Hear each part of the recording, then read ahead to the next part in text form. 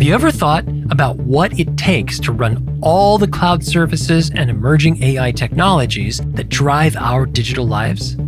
It's probably no surprise that the massive data centers that power these services use a lot of energy. But what might surprise you is they can also use another important resource, water, as a way to transfer heat. That's because one of the biggest operational challenges for data centers is temperature control. The servers inside process enormous amounts of data, and that creates lots and lots of heat. If that heat isn't removed, the servers can overheat and the equipment could fail. Getting rid of all that heat takes energy, and yes, water. But water, just like energy, is precious, so data center operators have to get creative. They carefully consider each location's unique climate and water needs to find a smart, sustainable balance.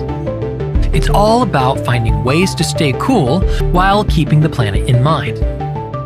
So, how do data centers optimize energy and water use to keep those servers cool? It starts with separate systems for cooling the servers, where the heat comes from, and cooling at the building level, where the heat is removed from the facility.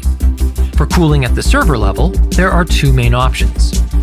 Air cooling uses air conditioning and fans to move hot air out and cool air in. The other option is liquid cooling, which is a closed-loop system that sends cooling liquid directly over the processing chips inside servers, where it absorbs the heat and carries it away. The liquid is then cooled down and recirculated. Whether the servers are cooled by air or by liquid, the heat produced is transferred from one closed loop to another and routed to the building cooling system via a heat exchanger.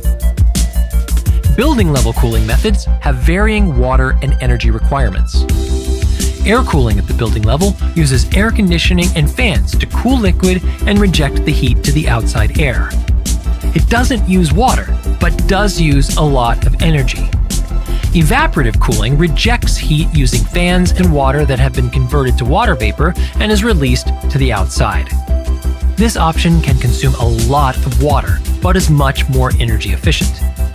Either type of server cooling system can be used with either type of building cooling system. And there are a couple less common cooling methods which are only possible for certain locations.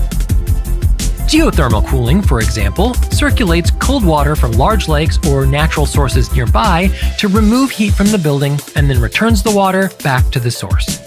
In other cases, heat generated in a data center can be repurposed for use by local communities. The cooling solutions that a data center implements directly affect its consumption of water and energy. Data center operators have to balance their use of energy and water resources in a responsible way, in addition to considering which cooling methods and which combination of methods will most efficiently manage heat. They take into account the unique climate, power constraints, and water stress for each data center location to find the right balance.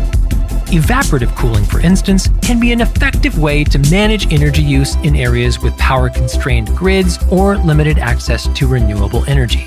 On the other hand, in water-stressed regions, where water needs to be prioritized for other uses, evaporative cooling should be avoided. As demand for data center capacity grows, especially for intensive AI workloads, responsible design choices can help support a more sustainable digital future.